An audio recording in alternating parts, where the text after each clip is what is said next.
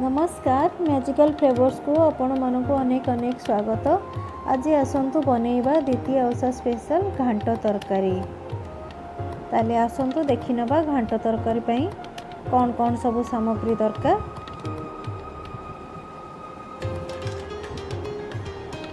देखंतु एठी मो घांट तरकारी पई किछि कखारू, पानी कखारू, पोटल, बड़ आलू, आलू एवं ओऊ को काटी नहीं किछि सारू को मध्य मुझे काटी रखी।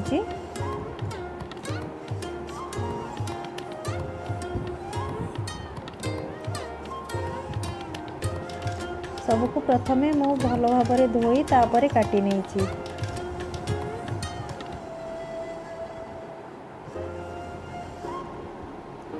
आउ किछि झुडंग, खड़ा, अमृतभंडा, बाईगण, कांकण एवं कंदमूल को भी मु धोईकी भल भाव छोट छोट खंड करी काटी नहीं। देखो मुझे किसी गजा मुग और बुट को नहीं जाइए जोटा कि आगर गजा कर रखी थी।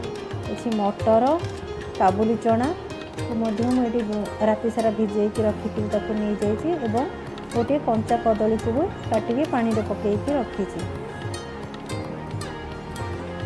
मसला पाई अल्प किछि अदा, रसुण, गोटे सुखिला लंका, दालचीनी और अलैच को नहीं जाइए।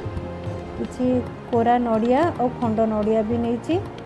फुटण फुटेवा पाई किछि जीरा और सुखिला लंका नहीं जाइए और किछि बुट डाली को भिजे रखी। आसतु प्रेशर कुकर रे फर्स्ट पानी को देई सबु प्रकार डाली को आग देदबा।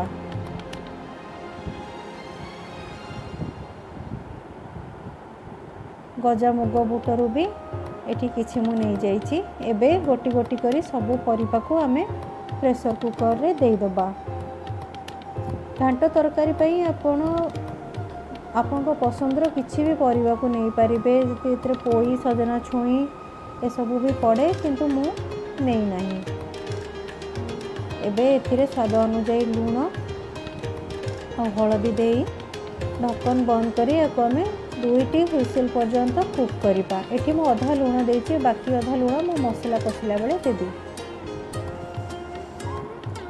ए टाइम भितर मसलाटी प्रस्तुत करि नबा। कड़ाई गरम करी सेथिरे किछि सोरिष तेल नै जिबा। एबे सेथिरे 2टी सुखिला लंका और किछि गरम मसला को दे दबा। गोटे तेजपत्र देदबा एवं गोटा जीरा देकी ताको भल भाव फुटई नबा। से मु काटी रखी गोटे बड़ पियाज को दे दौची। अल्प टिके चीनी देले यार स्वाद बहुत मात्रा रे बढ़ी जाए थाए। पियाज भल भाव भाजी हो गलानी। एबे सेथिरे मु कलर पाई किछि काश्मीरी रेड चिली पाउडर को दे दौची।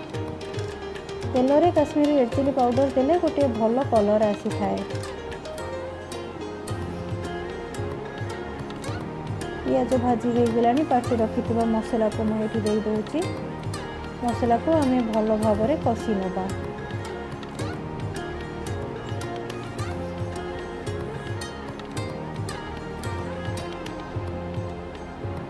बाकी अधा लूण को मैं एठी दे दउची और टिके हळदी भी दे दबा।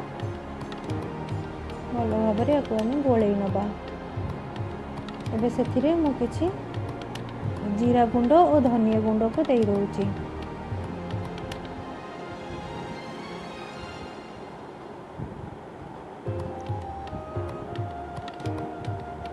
टिके कसूरी मेथी देले तार स्वादटा बहुत भल आसीबो। एबे मु एथिरे किछि गरम मसला को दे दउची।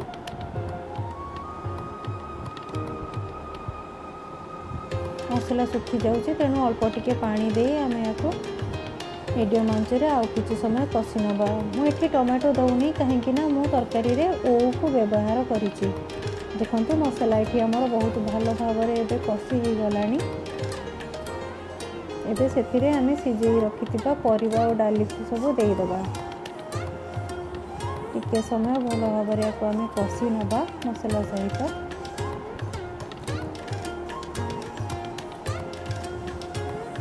एठी मु खंड नड़िया को भी दे दूची। खंड नड़ियार गोटे भल क्रंच आसी थाए खाइला बेले टिके टिके मीठा भी लगी थाए। तेणु खंड नड़िया देले आपण को तरकारीटा बेसी टेस्टी हम। तरकारी कषी हो गलानी एबे मु एथिरे पानी दे दूची।